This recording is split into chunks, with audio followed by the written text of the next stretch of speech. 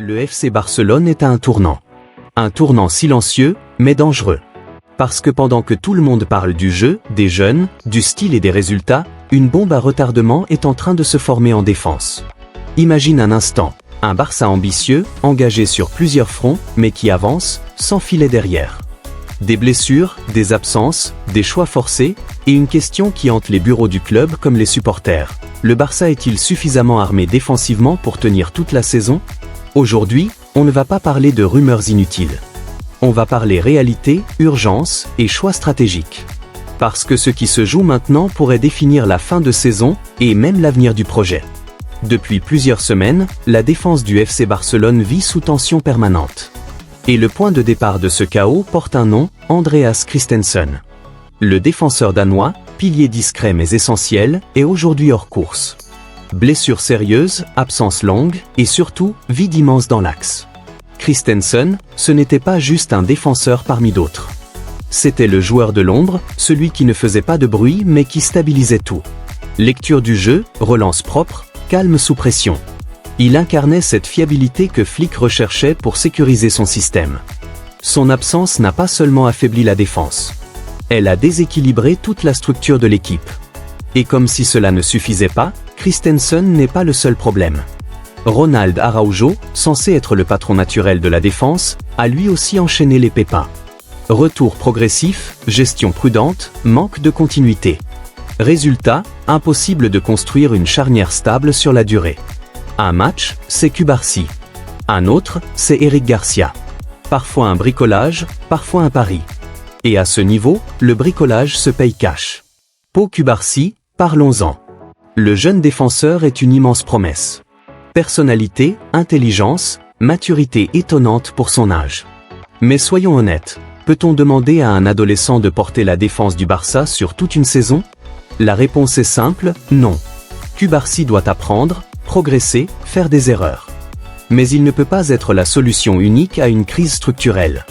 Le Barça l'expose trop tôt, non pas par choix, mais par nécessité. Eric Garcia, lui, offre une alternative intéressante, mais limitée. Bon dans la relance, discipliné tactiquement, mais en difficulté face aux attaquants puissants et rapides. Dans certains matchs, il rassure. Dans d'autres, il inquiète. Et c'est justement là le problème, l'irrégularité. Le FC Barcelone ne peut pas se permettre une défense ça passe ou ça casse. Pas avec les ambitions affichées. Pas avec un calendrier aussi dense. Car oui, le calendrier est impitoyable. Liga, Ligue des Champions, Coupe. Chaque semaine est une bataille. Chaque erreur défensive peut coûter un match, une qualification, une dynamique. Et dans ce contexte, ne pas anticiper serait une faute grave. Hansi Flick le sait. Deco le sait. Laporta le sait. Mais savoir ne suffit pas. Il faut agir. Le problème, c'est que le Barça n'a plus la liberté financière d'autrefois. Impossible de claquer 70 ou 80 millions sur un défenseur. Chaque euro compte. Chaque décision est analysée, négociée, retardée. Le club est donc face à un dilemme cruel, attendre le retour des blessés et croiser les doigts, ou intervenir intelligemment sur le marché. Et c'est précisément cette hésitation qui rend la situation dangereuse. Revenons à Christensen. Malgré sa blessure, le club n'a jamais remis en cause sa valeur. Mieux encore, certaines discussions internes évoquent même une prolongation future. Preuve de la confiance totale accordée aux joueurs. Mais voilà le paradoxe, Christensen est fiable quand il est disponible. Et aujourd'hui, il ne l'est pas. Le Barça ne peut pas baser toute sa saison sur des camps. Les supporters, eux, commencent à s'inquiéter. Sur les réseaux, dans les débats, une question revient sans cesse. Pourquoi le club n'anticipe-t-il pas ? Certains réclament un renfort immédiat. D'autres prônent la patience et la confiance dans la Masia. Mais tous s'accordent sur un point, la défense actuelle est trop fragile pour viser haut. Et ce qui inquiète encore plus, c'est l'effet domino. Une défense instable oblige le milieu à reculer. Le pressing est moins agressif. Les lignes se coupent. Et les attaquants se retrouvent isolés. Autrement dit, une faiblesse derrière finit toujours par affecter toute l'équipe. Le Barça d'aujourd'hui joue bien. Par moments, il joue même très bien. Mais il manque cette sensation de sécurité. Ce sentiment que, même dans un mauvais jour, l'équipe tiendra. Et ce sentiment, historiquement, venait toujours de la défense. Alors, que fait le Barça ? Pour l'instant, il observe. Il analyse. Il consulte le marché. Mais le temps presse. Chaque match sans solution claire est un risque supplémentaire. Chaque blessure potentielle devient un scénario catastrophe.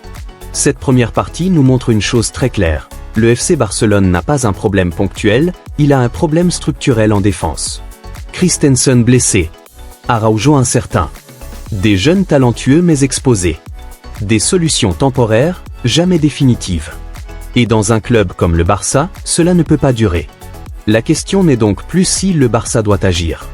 La vraie question est, comment agir intelligemment, sans se ruiner, et sans casser le projet?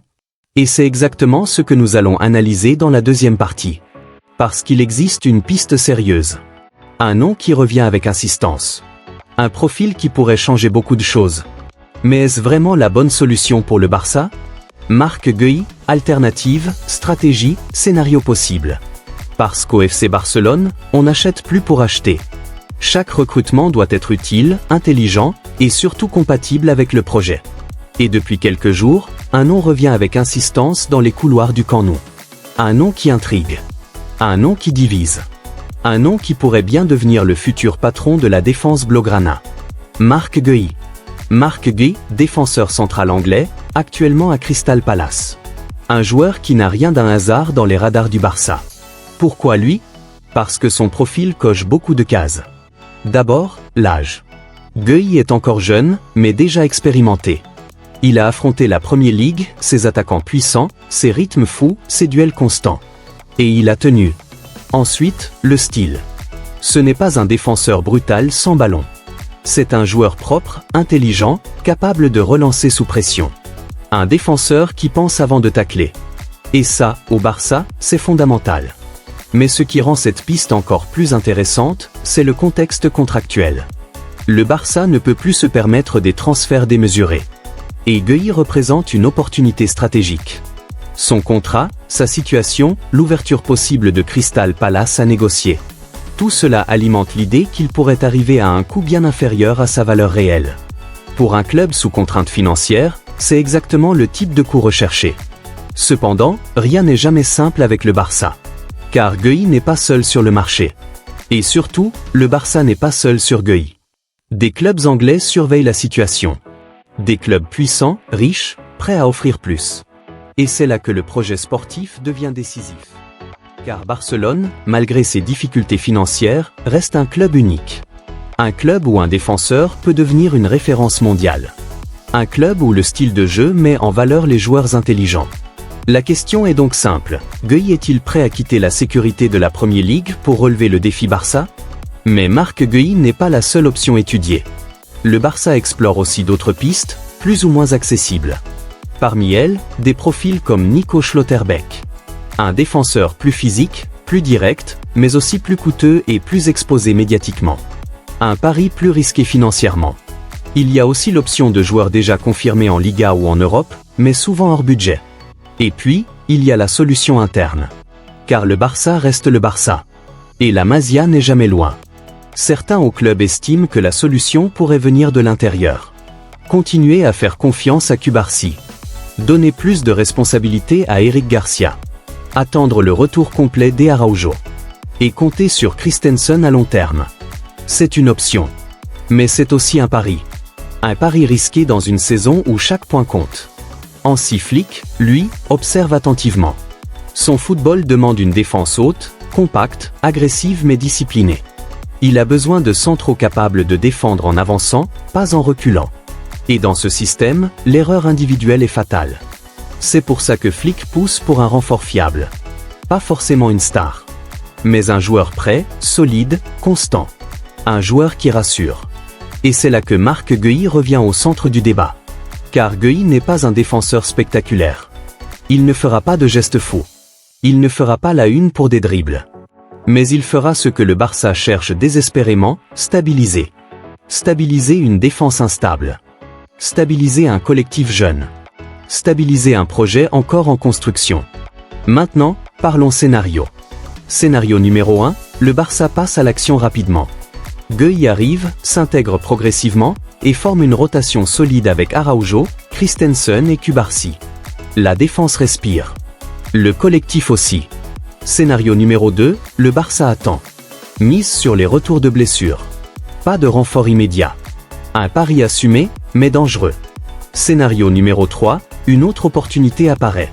Un joueur moins médiatisé, moins cher, mais adapté au système. Un coup d'écho, discret mais efficace.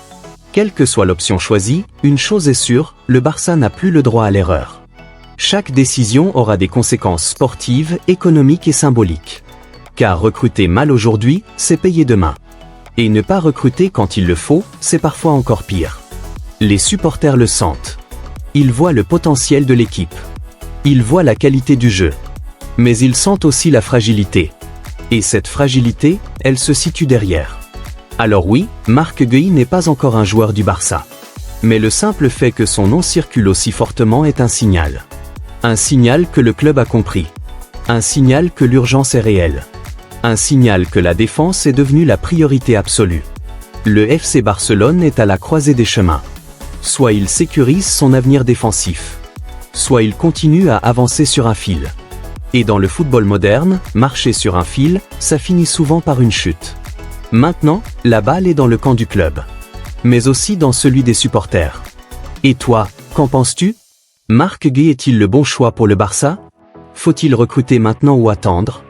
La Masia suffit-elle vraiment?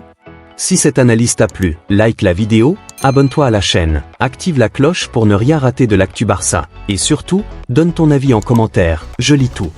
On se retrouve très vite pour une nouvelle vidéo Visca Barça, Visca Catalunya.